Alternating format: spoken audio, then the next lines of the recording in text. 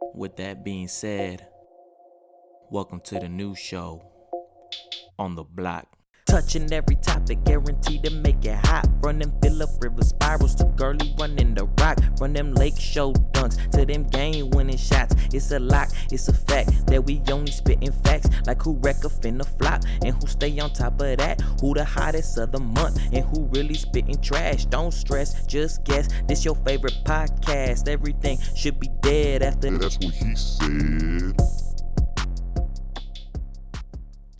Good morning, good afternoon, and good evening, depending on what time it is, wherever you are in the world. Listen to us right now. I am Francisco, your host with the most, aka defective_TDK on the IG, and I'm chilling with my co-host. What's up, everybody? It's Daniel, aka Unruly Pretty Rocco on that IG. And you are now tuned in to episode 64 of With that being said. That's right, episode 64. And this one's a little weird. It's a little peculiar, only because this is the first episode that we haven't done on a Friday. Yeah, for real. And, life just kind of got the best of us throughout the week and we weren't able to do it. So instead, we're here Saturday morning, getting one in real quick. Pause. So on the intro, it's actually good morning. Good morning. It's actually good morning. It's actually good morning. I thought about getting up and making a Starbucks run and everything, just so we could be on our basic white girl-ish. But you didn't, obviously. But I didn't because if you remember last week, it was a little bit of our flu episode. Yeah. You look a lot better. Like you're over sure. it. It's out of your body. You're good. Throughout the week, it beat me the fuck up. Because I feel like in last week's episode, you were like right in the middle of it. Yeah. For me, it was just starting. And then throughout the week, it beat me the fuck up. But I feel like now it's... You back? Yeah, it's on its way out. I feel a lot better. I feel like I still sound a little bit. I feel like I still get mucusy. Sorry for everybody who has to picture that now. Yummy. When it's hard to sleep because you can't breathe. Yeah. I'll be smelling like Vicks rub, to be honest. Bro, you need some scissor. That's what you need. Maybe. Yeah. Weezy got the prescription. You feel me? So not only is it a Saturday episode, it's a Saturday morning episode. But nevertheless, you knew we wasn't going to skip the week. You knew we was coming with another one. So let's jump right into it, man. We got some very important anniversaries this past week. Very important to me in particular, but also of you if you have good taste. Also to him. But also to me. But also to him. Yeah. But also, this show's about everybody, but also it's about him. It's about me. Yeah. You know what I'm saying? Yeah, I know. First up, I want to talk about December 9th, 2016, For Your Eyes Only. Now, this album is possibly the most critiqued album out of J. Cole's catalog. Yeah. Is that correct to say? I think I can. Yeah. I think that's fair to say. This album was accompanied by a 1-hour documentary on HBO. Even though I think this is probably the least favorite album for a lot of people. Not for me, but for a lot of people. It's probably his least favorite album out of his catalog. In the first month, it went gold, and 4 months in, it went platinum. But also, once you get to a certain level of popularity or fame, anything you drop is going to sell. Yes, 100%. Yeah, I would think it's safe to say he's there, right? Whatever he drops is going to sell. Yeah, it's gonna go platinum. So even though you can say gold, platinum, whatever, to me it doesn't mean as much. Just because he's there, it's going to happen. Yes, you know what's going to happen. I agree. Yes. It's more quality at this point. Exactly. Yeah. Exactly. Sort of like with Drake stuff, because I feel like Drake and Kanye, they're gonna sell regardless. No matter what. I agree. No 100%. matter what. So they're always gonna go platinum. And I think this is pretty much, if you don't want to say J. Cole's in that category yet, he's approaching that category. Okay. I found this album to be very introspective of an album. This album had a lot of themes across the board that we don't necessarily always talk about in hip hop. Like, first of all, the gang violence. Okay, you get that a lot. You get that a lot. But then you have depression. You get that from certain artists. Yes. A big part of it was mass incarceration of minorities. But then he goes on to talk about fatherhood. Okay. And, falling in love with his girl. Or not necessarily falling in love, but realizing how much he's changed from who he was to the things he's doing now. And it's kind of like take a step back and it's like, oh, this is what being in love is. Falling in love with his kid, seeing them for the first time, and like thinking of what it's going to be like when they grow up. And then it all ties in to the murder of one of his childhood friends. and how his childhood friend said, hey, my life didn't go the way I planned it. I didn't necessarily make all the right decisions when I was around, but I have a kid and I need my kid to understand my love for them if I'm not around to express, if I'm not around to teach them the things that they need to learn. So it's like once you tie all that in together, the concepts and themes across this album are pretty interesting. I get it. It's not going to be for everybody. Yeah. But at first when I heard it, I didn't necessarily enjoy it. It had to grow on me. But it's not my least favorite album out of his discography. And he has a pretty strong discography. I think those themes, along with the fact that the releases before this album, the two singles before this album, I don't know if you remember, was False Prophets yes. and Everybody Dies. Those had everybody hyped. And then it just kind of. And then not only were they not a part of that album, they weren't even like along the same lines. Yeah, for sure. Of what we're talking about. In False Prophets, he has a verse for Kanye where he basically kind of says, hey, Kanye fell off the wagon. Second verse is a verse for Wale, basically talking about how you need to appreciate where you at, dog. Like you're being too hard on yourself. Take a step back and realize. And then third verse for himself. And then Everybody Dies is just no hug, just a dope laid back beat, and he goes in on like the Littles. Yes. Uzi's verse. They're the same guy, huh? Yeah. Uzi and the verse. Uzi and the verse, same guys. The Zans, a little Percocet, little hip, little whatever, and not even necessarily no name calling, nothing like that. Just saying, hey, like this shit is rap, this shit is hip hop. This is what I'm here for. Everybody dies. All those littles eventually die off. Dog, and the real gonna remain. So it was dope. It just didn't coincide with what was coming. So I think it was a big letdown for a lot of people, and it just wasn't. It wasn't, I guess, what we're used to hearing as opposed to the previous albums. For sure. I think so. I think I remember listening to it and being like, damn, this is kind of putting me to sleep. Like, right. Yeah. And that's fine. Right. That's perfectly fine. I didn't like it because there are people who say, like, oh, J. Cole's boring. So when this came out, I was like, fuck, this is not going to help that stigma, you know? Oh, great. They're just proving their point. Yeah, I was like, okay, if that's how they feel. But, like, he has the Neighbor song, which the beat is basically flipped from. I don't know. I know you don't know. I want to say Strange Fruit, but it's not a Strange Fruit. Forbidden Fruit. It's a flip of Forbidden Fruit. That beat, so I was like, oh, that's mad interesting. He had Deja Vu, which had the same sample as that Bryson Tiller song that blew up. And that was a whole thing in its own because they both got sold the sample by the same producer, and it was like a bit of. Not beef, but it was awkward. It was a little awkward. It was awkward because it's like, bro, I'm using this for the album, and Bryson shit just blew up. And Bryson shit was a hit. Yeah. Bryson shit was a hit. So now it's like, whatever I put up is not going to live up to that. For sure. But it was still a good song, And then he had She's Mine Part 1 and Part 2, which is what I was talking about. Him falling in love with his girl, him falling in love with his kid. I thought that was super dope. Now, 2 years earlier, December 9th, 2014, we have 2014 Forest Hills Drive. Do you like this album? I really before like I get album. into it. Yeah. I have it. Actually, I have the CD in my car. Listen to it randomly. Do you think that's his best album?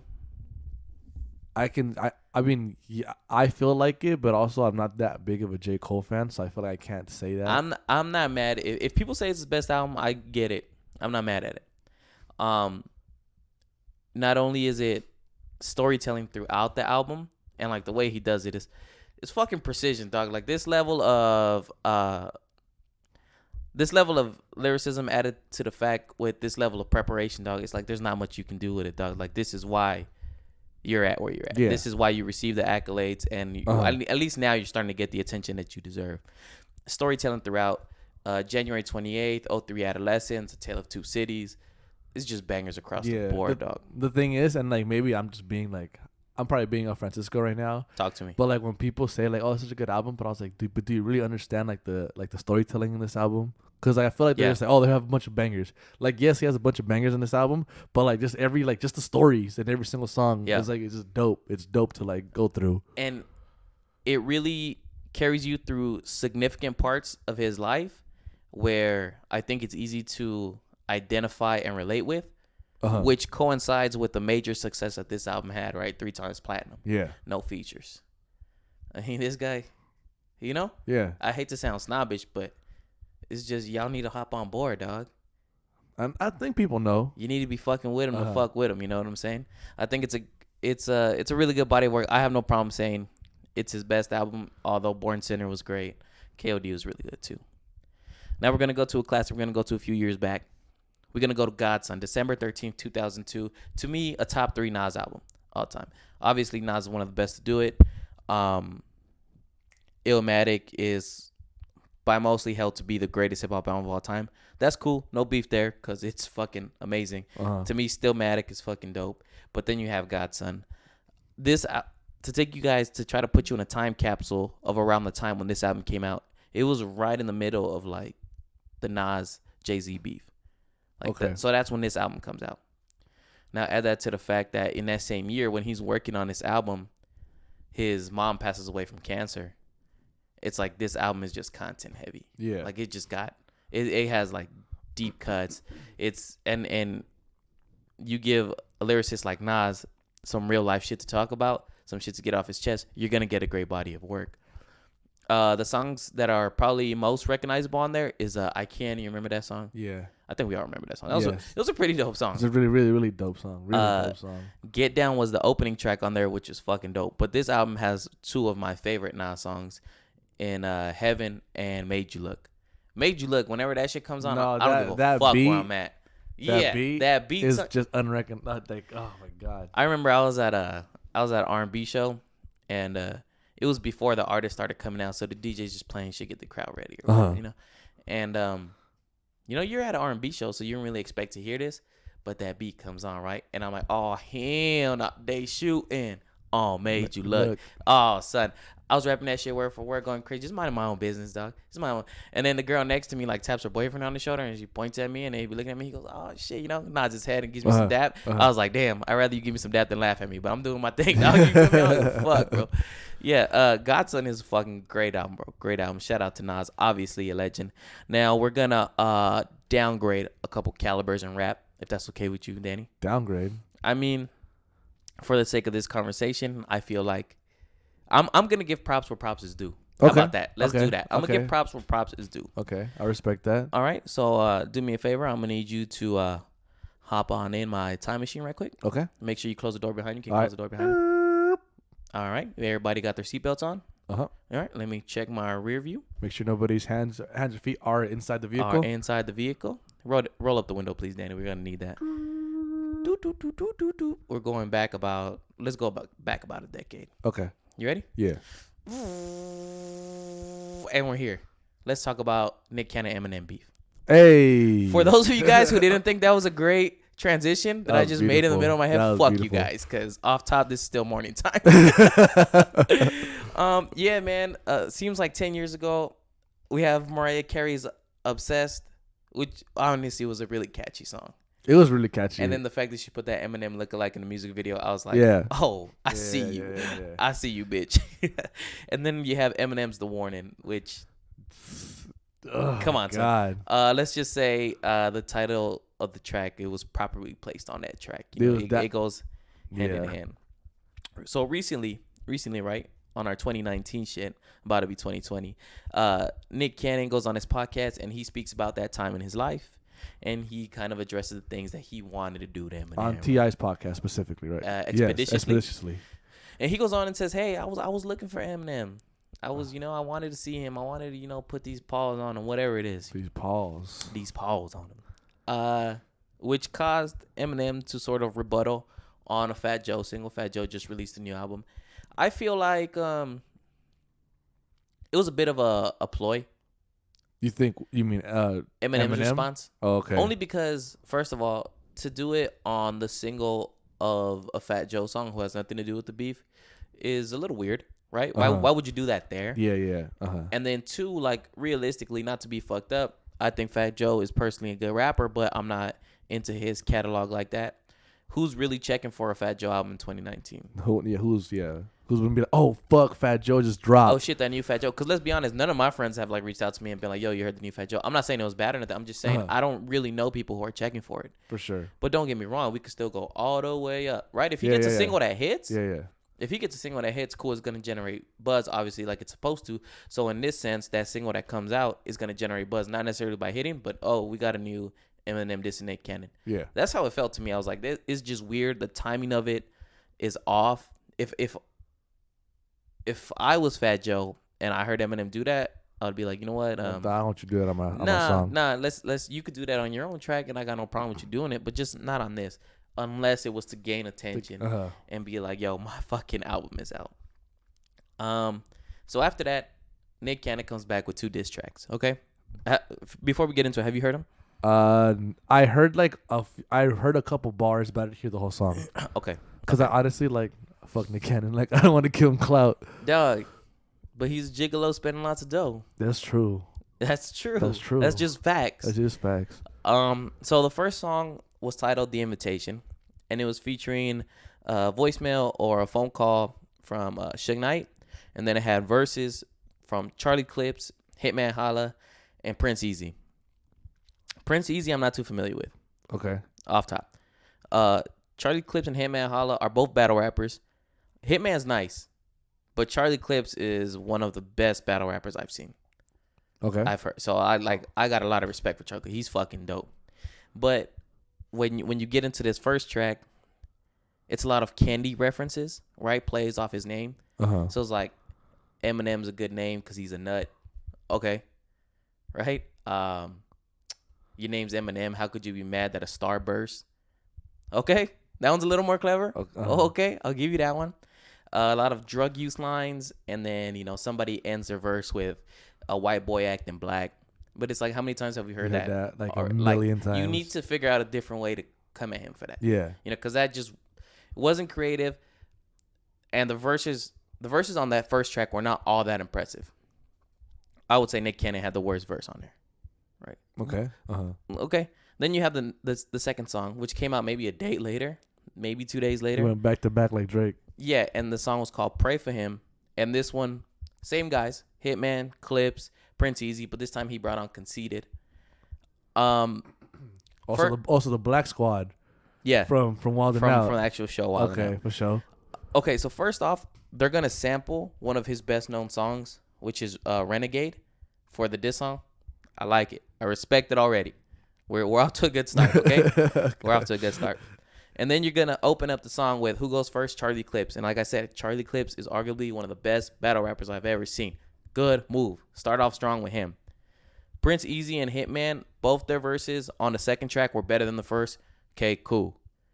And then we get Conceited in there, right? Conceited shit was pretty fire, I'm not gonna lie. It was pretty good. It was pretty good. I fuck with it. But then for last, usually you say the best for last, right? Yeah, you say the best for last. And in this case, Nick Cannon's like, nope, we're going to throw a curveball. We're going to save me for last. He comes on, and that shit was trash. It was trash. It was hot trash? Hot trash. Hot trash. And it made me angry how bad it was, because what he did was he tried to flip Eminem's Renegade verse. Like, he used the same rhythmic patterns, and like this to open up a bar, he uses the same first half of a bar but changes the end, and it's like, stop. Eminem's Renegade verse is one of the best, best hip hop verses all time, bro. Like, you can separate it from the fact that it has Jay-Z on the other side of it. Just Eminem's Renegade verses are fucking the shit of legends. The shit of legends. Don't touch that verse, even if you genuinely, honestly, from the bottom of your heart, if you feel like Eminem's not legend, like, that's fine. You can think that. Don't touch this, dog.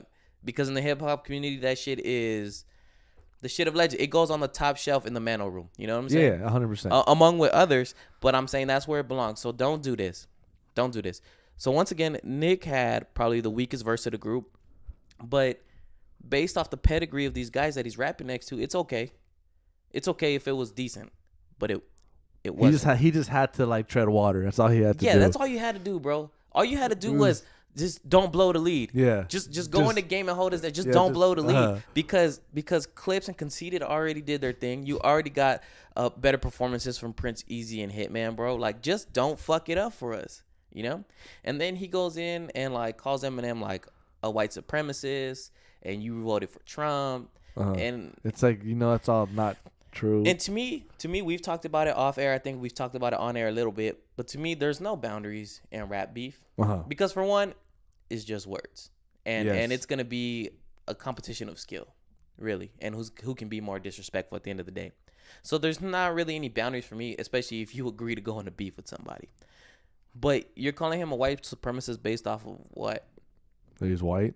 That his two best friends that we've known are 50 Cent and Dr. Dre. And Proof. And Royce. And Royce. So it's like, oh, yeah, he must be a white supremacist, right? So I was like, bro, like, your verse was weak, and then you're just throwing claims out there. You're throwing shit against the wall and see what sticks. Yeah. And it felt a little bit desperate. And, like, I'm sorry, but do you not remember that Eminem had a whole, like, fucking cipher on Trump? How much he hates him. And like, we're just, like, throwing shit out the window. Okay.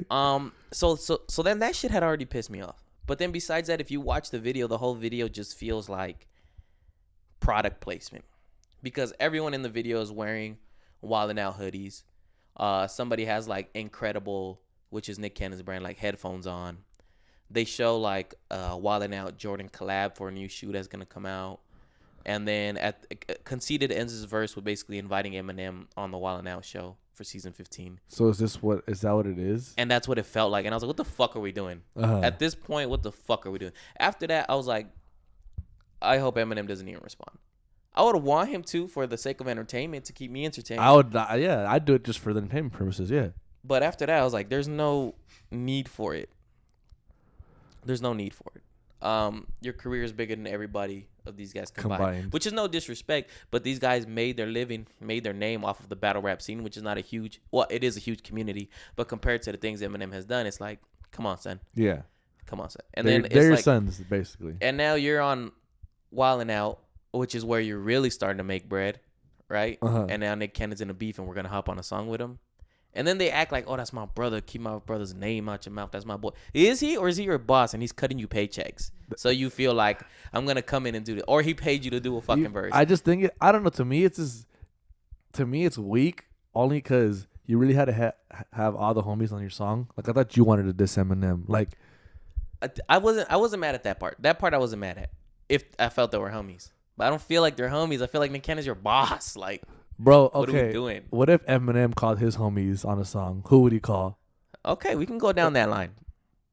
But, okay, before we go down this line, let's just say, okay, I want to reiterate, Clips and Conceited are two of the best I've seen. Not two the best. They're not the best, but they're two of the best. They're fucking nice. Don't sleep on them in the battle scene. For sure. Okay. Off top of my head, your guy, okay. Royce. Okay, we already have a problem. We have a fucking issue. Royce is kind of the Wilt Chamberlain of this rap shit right now. You know what I'm saying? It's not fair to play with him. Royce is fucking nice.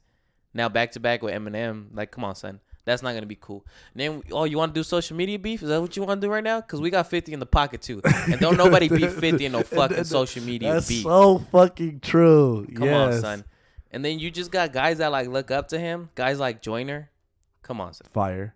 Joyner is fucking nice. Joyner's nothing to play with. It's not gonna be fun for those involved. I don't believe so. Of course not. It's gonna be fun for us watching. I will have a great time. We will have a great time. But Nick Cannon, let's leave it where it is and let's just move on. It was cool. It was a cool 48 hours. Let's move on, man. That's it. Let's move on to Jamie Foxx, man, because that boy celebrating a birthday. December 13th, 1967. That boy just turned 52. Okay. Jesus is his nickname. Black Jesus is his nickname. Because I love me some fucking Jamie Foxx, man. Obviously, he's one of the more talented guys around. Yes. From being a musician to being a vocalist to being an actor. I think he has to be one of my favorite celebrities. Just in general? Yeah, because he just seems like he's a good time. Like, he's always having fun. You know? Oh, yeah. For all his parties he has, like, for sure. It's just, even in, like, interviews, like, he's just a good time. He seems like he's a positive guy. Let's talk about some of our favorite bodies of work from Jamie, right? Yes. You like Jamie like I like Jamie? Yeah. Off top, give me some of your favorites. I got some written down, so I don't want to go back and forth because it's not fair. Okay, so didn't write. Go ahead. Okay. Off top. Off top? Not off top because I got it. So not. Off top of my list. Okay. Off top of my list. On top of the list. Off top of my list. Django Unchained. Yes. I'm starting with fire. Yes. What about? Okay, hold on. Do you have, what movie is it? Where he's a cab driver with You mean Collateral? With Collateral. Tom Cruise? Yes, Got that shit on my list. yes. Dog. Okay. The Soloist with Iron Man, fire. Okay. Law Abiding Citizen with Gerard Butler, fire. I never saw that movie. Dude, Law Abiding Citizen. honestly, that might be. I don't want to say top 3, but like a top 5 Jamie Foxx movie for me. Okay. In that movie, you end up rooting for the bad guy.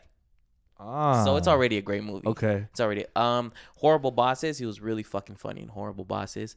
Obviously, Any Given Sunday, Willie Beeman. Come on, dog. He got the girl screaming.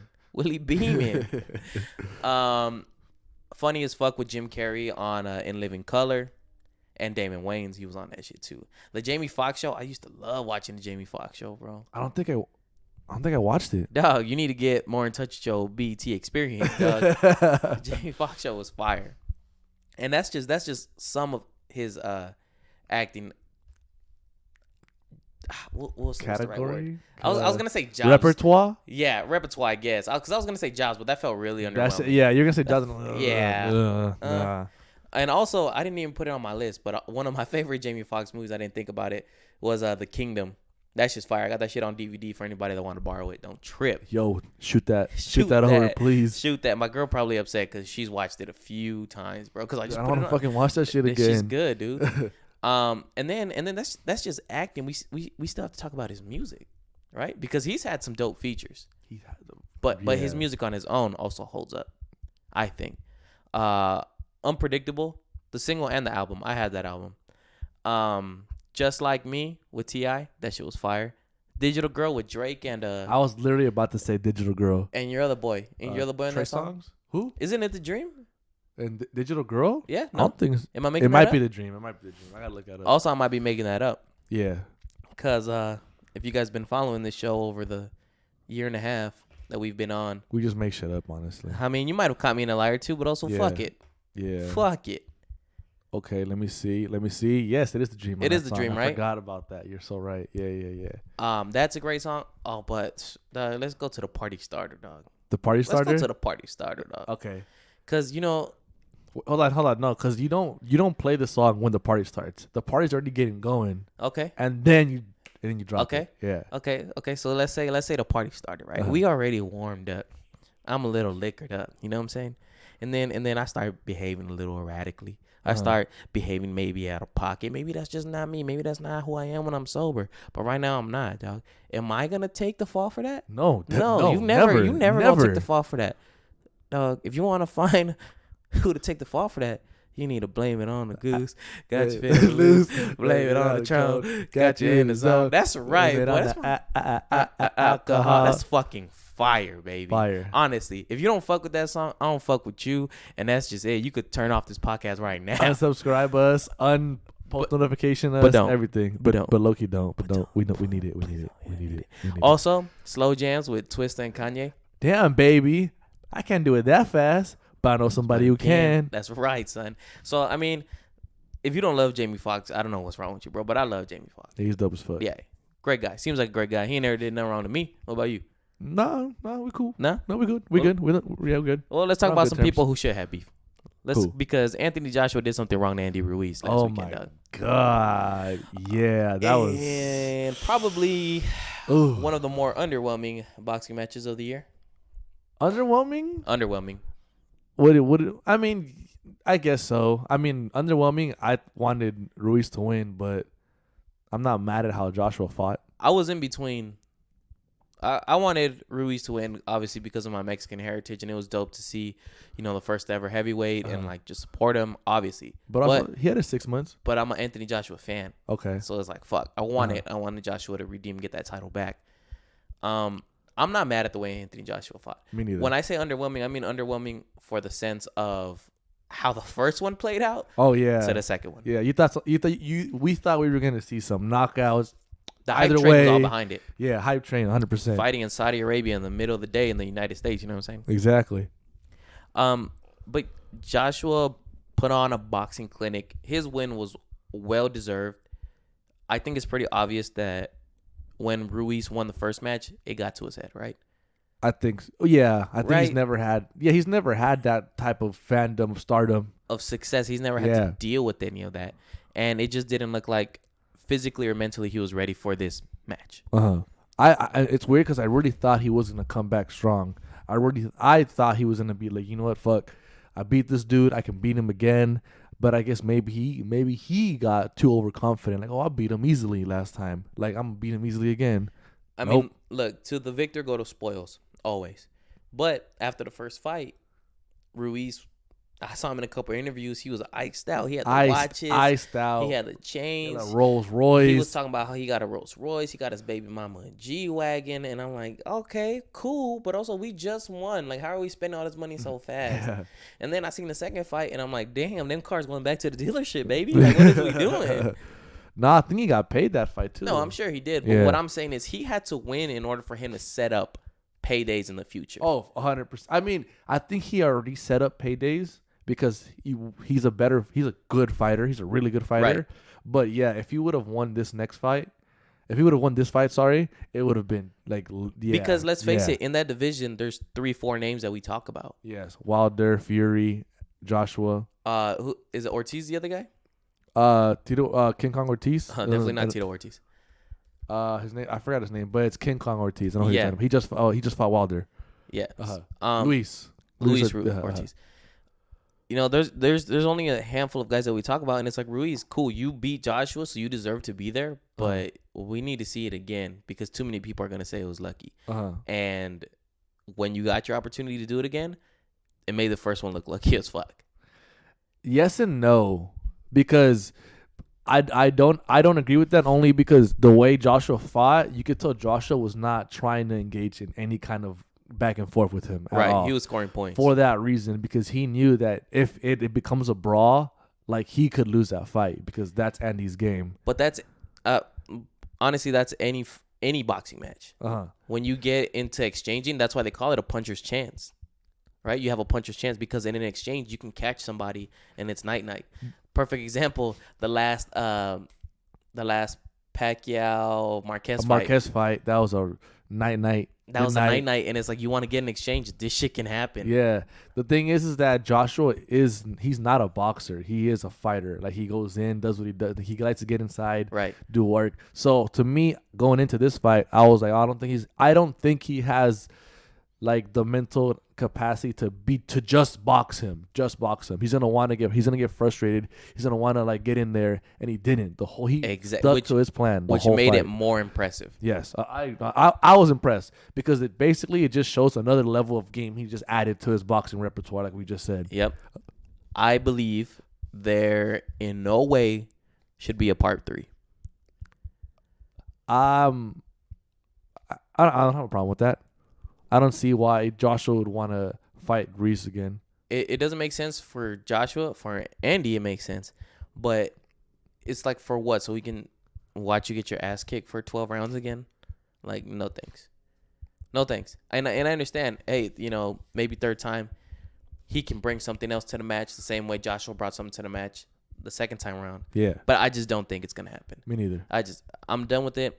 Let's get back to the original track, the original path we were on, which was Fury, Wilder, Joshua. Let's get back to that. Let's get back to those conversations because that's what everybody wants to see anyways. For sure. Let's stop waiting so long. Speaking of waiting so long, it feels like we're going to have to be waiting so long for the MLB to come back, man. But free agency has been popping. I'm not going to say it's been in a frenzy, but it's been interesting. It's been interesting to say the least. Danny talked to him. Yeah, so we got a few different signings. I mean, talk to him. So we got Steven Strasburg. He re-signs with the Nationals. He gets $245 million. Good for him, man. Gay, bro. Get your money. The Dodgers actually signed the A's closer, Blake Trinan, which is a very, very, very good pickup. Had a .78 ERA, .83 WHIP. Basically, if you pitches like this upcoming season, we have a lights out closer. Yep, or lights out late reliever. I'm not familiar with him, but you make him sound good. Very, very good. But somebody that Francisco might be excited about. Who's that? Talk to me. Anthony Rendon, the Nationals' ex-third baseman. Keyword ex. Because he just signed a $245 million contract for 7 years to go to the Los Angeles Angels of Anaheim. To say I was excited would be an understatement. Really? To say I was excited would be to say the sky is blue. It's obvious. You know what I'm saying? Yeah. Dog, the night it happened, I was at work and I was like, sign me up for the World Series tickets right now, baby, because we going. Okay. No, but on a serious note, I think Rendon is a great pickup. I think it's a great pickup because he's only 29 years old, right? We signed him for over 7 years, so we're going to have him for a lot of the prime of his career. Uh-huh. We had a void at third base, so it's great to have him. He helps solidify our infield defense, but you can't ignore the fact that he brings the offense too. Yeah. I think he batted almost 320 his last season. He was great for the Nationals, but what excites me the most is the fact that, one, we're willing to spend that money. Two, this tells me we're not done yet. No, I don't think so. We're not done yet as far as free agency goes. Whether that be trading for a pitcher or signing some free agent pitchers, we still need help in the starting rotation and the bullpen. Yeah. No, and I still haven't mentioned the big fish that got signed. I thought Rendon was the big fish. I mean, it is for the Angels. For I guess. me, it is. Yeah. Yeah, he's not with the big fish, aka Mike Trout. But Oh, I see what you like did that. You like that right there, you know. But the big fish so far was Garrett Cole. He got a 9-year, $324 million contract with the Yankees. $324 million. At first, I was like, damn, I really wanted Garrett Cole. But like I said, we have many more holes to patch up. So it's like we can't put all our money there. So it's like, cool, I get it. Go somewhere that's willing to pay you that money. And the Yankees are already a good team. They feel like we're a pitcher away, so they need to go all in now. So I get it. I do and I don't. I understand it's a lot of money. I think it's too much money. Yeah, it is. I don't want to pay this shit is bread. $324 million to someone that plays every fifth day. Like, you don't even play every day. Well, yeah, but also you have to look at the market. The market's only going to go up. That's a lot of money. I'd rather pay that much for someone who plays every day, position player. But, I mean, am I upset that the Dodgers didn't get him? A little bit. The Dodgers offered, I think, him $300 million for 8, so they offered him only one less year. And I think the Angels did offer him something a little bit under $300 million, so they were going for him. Yeah. I bet at the end of the day, he wanted that extra year. He wanted to go with the Yankees. I mean, fuck it, bro. Get your money. I mean, I get it. Go to a contender. That's gonna pay you bread, and you have a chance to win another chip. Yeah. And this time, maybe no cheating, maybe some cheating. I don't know. Maybe. Who's here to judge? We'll see. Yeah, exactly. We don't judge here. I don't judge here, dude. Judge because he went to the Yankees. Okay, I see what we're doing here. Two can play this game, my friend. Speaking of two playing a game, let's talk about the Los Angeles Lakers because we have the LeBron James and Anthony Davis, baby. 23-3, number 1 in the West, tied for the best start in franchise history. Yes, sir. Pretty dope. The other team, the other roster was the team that went on to win 33 games in a row. I don't think we do that, but I mean, if you're having those comparisons, that's great. That's fine with me. Yeah, that's I have cool. no problem. That's what we're doing. Yesterday we had an impressive win against the Miami Heat. We were on the road. It was a good team win. Great team win. It was a great team win. LeBron had a little bit too much turnovers, but whatever, it happened. Yeah. He spoke about it a little bit where, he had a bad first half, and at halftime guys checked him. Anthony Davis, DeMarcus Cousins, they spoke to him. They're like, dude, I like how DeMarcus Cousins spoke to him. I like that. Because in reality, like, is he part of he's part of the team, but he's as much part of the team as Jared Dudley is. So, you better be doing something, dog. You better be talking to somebody, handing people water, handing people towels. You better be doing something. Something. Dwight Howard just bought the whole team AirPods. I feel like they all had AirPods already. Didn't they just come out with new ones? Oh, the AirPods. Oh, he bought the AirPods Pro. You're right. So maybe. Yeah, so he just bought all of them the new ones or whatever. I don't know. Hey, shoot me some too, Dwight. Like, I'm your biggest fan. I mean, are you though? I feel like I was more on his bandwagon than you when he came to the Lakers. No, I was. No. Wait, hold on. The second time. I was super hype. I was super excited because I thought to me it was it was a win-win regardless. Like, okay, what's gonna happen? He's gonna either do well and then, which is great, or like he doesn't do well and then we cut him. Like, fuck it. It was because it was a non-guaranteed contract. See, so Danny was already talking about getting you cut, and I wasn't. So shoot them AirPods, dog. You feel me? So tomorrow we're taking on Atlanta. Uh-huh. Let's call it a dub. Call that a dub? Tuesday, we're taking on the Pacers. No Oladipo. Let's call it a dub. Whoa. But then Thursday. Thursday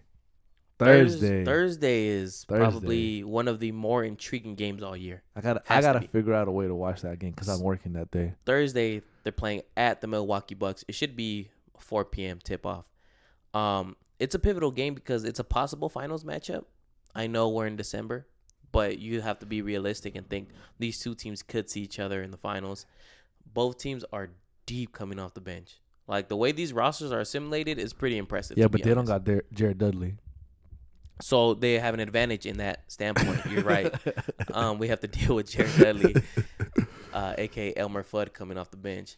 But besides the fact that, both teams can go deep into the bench, they can rotate, we also have the Brow taking on the Greek Freak. That's going to be a dope That's going to be matchup. amazing. Dope matchup. That's going to be, I think our one advantage, which is kind of stupid because it's obvious to say, but our one advantage is LeBron. Because Davis and the Greek Freak, they're going to go back and forth. They're going to have to deal with each other. But, Chris Middleton's going to have to check up LeBron. Which, I mean, he's a big guy, lengthy. He can play some defense. But can you do the same on your end of the floor that he's doing on our end of the floor is going to be the biggest difference, I think. I'm not saying we get out of there with the dub because Milwaukee's a team to respect. Losing to that team it's nothing to be ashamed about. It depends on how you lose, but it's the way they're going to go in and play. And I think they're going to go in with the right mentality. They're going to go in locked in like, we need to respect this team, and we need to recognize what they've done over the beginning of this season. Yes. If we want to get to where we're going, this is a team that we have to be prepared for. I'm so excited. So that game's going to be – and then next week we got the Christmas game. Oh, I be forgetting that Christmas is coming up. Ha ha. Honestly, all your gifts are still at the mall. I still gotta go get them. Yeah, me too. Little key. Still gotta go get them. Amazon Prime, you better hurry the fuck up. Yeah, honestly, I'm gonna do a lot of Amazon Prime shopping. Real quick around the league, I wanted to talk about it just to get your thoughts on it. Last week the Nuggets lost to the 76ers, and guys like Shaquille O'Neal, obviously probably the greatest center of all time, if not top 3, and Charles Barkley, they were very critical on the intensity of that game because it was just very flat and it was an ugly game. It was a game which featured two of the best big men in the league in Jokic and Embiid. Before the season started, you could say that was a possible finals matchup because peoples do be out here though. Yeah. Peoples did have high expectations for the Nuggets, especially after last year.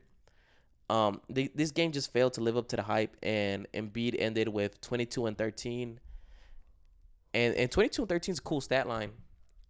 But for a guy like Embiid, who every night he has an advantage just in sheer size, just in sheer physicality, you would think that he'd be doing more. And 22-13 is basically his average on the season.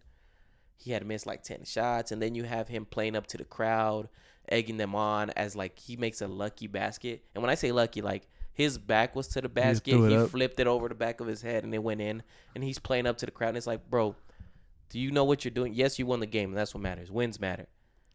But I guess what Shaq and Charles were saying was you have potential to be one of the best ever to do it, and you're not living up to it right now. I feel like it's just, I don't know if it's like the heart or he's just not motivated enough. I don't know. It's weird. The only reason that I'm not a big fan of Embiid is because of his trolling on Twitter. I feel like you're a troll though. Am I? I don't write nothing to nobody. I feel like you do though. No, I don't. I do. Yeah, I don't know. I don't write nothing to nobody on nothing. I sit down and have conversations with people. I do that. And you tell them they're fucking stupid. I can make jokes with somebody, but then it's like it's different when it's face to face because it's either going to be in good nature, and if it's not in good nature, well, then that has the possibility to result in something negative. Yes. But if it's on Twitter and it's trolling and you're the same as everybody else hiding behind the screen, like, I feel it. So I don't like that. And then plus when he does punk on guys, look at the guys he punks on. He punks on guys who are not necessarily known to be tough around the league. Guys like Karl Anthony Towns. So then it feels like bullying. Like, you don't be pulling that shit with Draymond, guaranteed. I feel it. Guaranteed. So it's just like, yes, you do have the physical ability to be one of the best to ever do it. He's fundamentally sound, and he does have skill beyond the average big man. But I think they had a very valid point. He was asked about it, and he agreed. He said he's going to put his head down and take this game a little more serious now, basically. That's good. That's really good. That's crazy that he's been this good and he hasn't taken it seriously. 22-13 is great. Yeah. But they were like, bro, if you want a chance to win a ring this year, you better be averaging 28, which makes sense. You're the best player on that team. It's not Ben Simmons. It's not Al Horford and his old ass. It's fucked up. I mean, it's not. It's you. You have to be leading that team. And they told him, you know what? You want to see what great looks like? Take a look at what Giannis is doing in Milwaukee. When he plays, you can tell he wants to be great at the end of his career. Yes. And they're like, those are guys that you need to check for. Nobody ever questions that, right? Yeah, for sure. 100%. So I just agreed, but I was glad that Embiid took it in and he was like, you know what? I agree. I agree. Those guys are right. Because this day and age, people are always like, they're just old. They don't know what they're talking about. Like, oh, yeah. Get off my lawn, basketball. Whatever the fuck it is. Boomers. Yeah. Yeah. For the young people, boomers, whatever, dog. Let's switch it up right quick, Danny. Let's talk some motherfucking football, dog. Let's talk some motherfucking football. Did you watch the Thursday night game? Yo, I did. And Lamar was just scoring at will. It's like, I feel like, I feel like scoring a touchdown. I'll be back, guys. I'll be right back. All right, I'm back. What's up? What's good? But you sound very excited that he was scoring touchdowns. I mean, yes and no, because I also forgot that the person I'm playing against has Lamar. So the person you're playing fantasy football started Lamar Jackson. Which is obvious. You're going to start Lamar every week. But this is playoffs, so it's big. And I snuck into the playoffs. And Lamar decided to go stupid with 37 points. Baltimore won that game 42-21 against the Jets. But again, he's such a great – he's so dope to watch. It's like, and then it's like, fuck, stop scoring because low-key you're on the other team and you just relax. Yeah.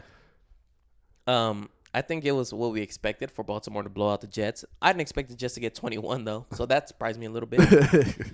But yeah, like you said, Lamar continued to impress and pretty much solidify his MVP season. MVP for sure. I think he locked it down. At this point, you got it, bro. Chill out.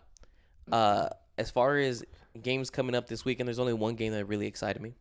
Do you have one down? I have one down, but okay. So let's see if it's the same one. Not necessarily for that. I got the Chargers against the Vikings. Really? And why does that one excite you, Danny? Because I need the Chargers to beat the Vikings so the Rams have a chance to make it to the playoffs. Say no mas. Let me make a phone call, brother. Please. Because personally, I believe we do have a good chance at beating the Vikings, but I'll get into that a little bit later. The game that excites me is Houston Texans taking on Tennessee Titans. And the reason is because they're both 8-5 in the same division, at the top of their division, and they haven't played against each other yet. So there's 3 weeks left in football. They play each other twice. Oh, so they played 2 out of 3 weeks. Yeah, they played 2 out of 3 weeks down the stretch of the season because they're tied at 8-5. Yeah, it's one of them is gonna have to win. I think the Titans are one of the hottest teams in the league. Derrick Henry is rolling. Ryan Tannehill looks like he's a great fit there, and they won 4 in a row. And it's like, what the fuck? Like, no, where was Marcus Mariota? Like, what the fuck was he doing? I don't know. Obviously, he didn't have the skill. I don't know. He was lacking something. And then we all know the explosive offense that the Texans can be. Like, it's just some cooking, dog. It's some cooking. Some cooking's going on, dog, and I'm ready to eat, dog. You feel me? Okay. I'm excited for this shit. But how you talked about fantasy football a little bit earlier, it is the playoffs. We're going into it to the thick of things. Yes. Luckily for me, I'm on a bye week. But like you said, you snuck into the playoffs, so you're playing this week. Yep. So you go ahead, name the stardom. I'm going to name the sit-em, dog. Okay. So I got my stardom. My first stardom is Darius Slayton, New York Giants wide receiver versus the Miami Dolphins. Slayton has speed and size to go with nice hands, and he's going up against really bad, and I mean really bad pass defense. You ain't lying. Ranked 30, which is pretty bad. On top of that pass defense that's ranked 30 just put another cornerback on IR. So they're probably on like the 5th or 6th string, if there's a 5th or 6th string cornerback somewhere. No, they're just calling people up from the street, like the guy who sells the hot dogs, the hot dog vendor, and he's playing quarterback. He's like, hey, just come here. I just need some. Just chase him. Just follow him, please. I think his name was Brian. Yeah. Brian Greenleaf. Yeah, the hot dog vendor. He's playing quarterback this week. Perfect. Slayton actually leads the Giants in touchdowns with 7 and with total yards with 659, and he's had 10 PPR points in 4 straight games. Okay, I like that. Yeah. I actually picked up Darius Slayton. Did you? even though I'm on bye week. But I knew somebody was going to try to pick him up. Okay. And it worked out because the It Chuga worked texted me all mad He's that like- he didn't get slated. So it worked out. My first sit-em's going to be your boy, Brandon Cook versus the Cowboys. Oh. And I'm not sure if you're going to be upset about that one. Okay. But I just have to sit him because even though it's not a terrible matchup, Brandon Cook has failed to put up decent fantasy points over the last few weeks. I agree. And to be this far in, to have made the playoffs, are you willing to lose on a Brandon Cook start? I'm not. Uh-huh. That's not how I want to lose, bro. Okay. So I just avoid him. I'm gonna stay away from Brandon Cook. Okay. So my second stardom, you're talking about the Rams. I'm about to talk about the Rams too. Okay. My boy Jared Goff. Okay. Jared Goff against the Dallas Cowboys. Dallas Cowboys have allowed at least 22 points to 4 straight quarterbacks. And on top of that, I don't know if you've been seeing, but the Rams offense kind of got it going right now. Picked it up a bit. No, they're picking it up. They're firing on all cylinders as of late. Goff hasn't been perfect, though. He's had 2 interceptions. He had 2 interceptions last week, but definitely expect a heavy dose of Robert Woods and Tyler Higbee this week. And now Brandon Cook. That's right. See? Same wavelength, baby. My next sit-em is going to be Kenyon Drake versus the Browns. And Kenyon Drake's debut with Arizona was off to a great start. He scored about 25 points. Ever since then, he's been decent at a flex. If you're in a deep league, he's been decent at a flex play. But his playoff schedule is tough. So not only this week, but in the weeks to come, you're not necessarily going to feel comfortable with playing him. Add that to the fact that he's essentially the only option on a struggling team. The last 2 games, he's put up under 7 points. And over the last 7 games, Cleveland has only given up 1 top 15 finish to a running back. The formula is just not there for him right now. Okay. Like I said, playoffs, are you going to feel comfortable losing on Kenyon Drake? I feel it. Ugh. I feel it. So my last stardom, piggybacking from the person I said before, Tyler Higbee. I have Tyler Higbee. Does he have a nickname? I I feel like he needs one. feel like he does, right? Yeah. Yeah. Okay, we'll I don't work on know. that. I'll let him know. I'll call him up, see what people call him and shit. Nice. Cowboys defense ranks 23rd against opposing tight ends. He's had 6+ targets in 3 straight games, and 6 targets is not for a tight end. That's a good amount. Yeah. That's a very, very good amount. The Cowboys got burned by Kyle Rudolph in Week 10, so Higbee will be a matchup nightmare. He's a very, very fast tight end, and I like him going into this week. Is Everett? Yeah, is he playing? He's injured. Oh, okay. He's out. Yeah, in that case, completely agree. Yes. In that case, completely agree. My last sit-em is going to be one that might bother Danny, but it's just my honest opinion. And what else can I do but bring you guys the truth? That's my job here, right? Mm-hmm. My last sit-em is going to be Kirk Cousins versus the Los Angeles Chargers. And the only reason I'm sitting them is for the same reason I wanted to sit Gardner Minshew last week. This game has the same formula as Jacksonville versus the Chargers last week. I think it's going to be a lot closer of a game, only because the Vikings are a lot better than the Jaguars are. But they're both teams that rely heavily on defense and the run game. And the fact that the Chargers are vulnerable to the run. Like, teams get off on the Chargers, bro. Or running backs, I should say. Mm-hmm.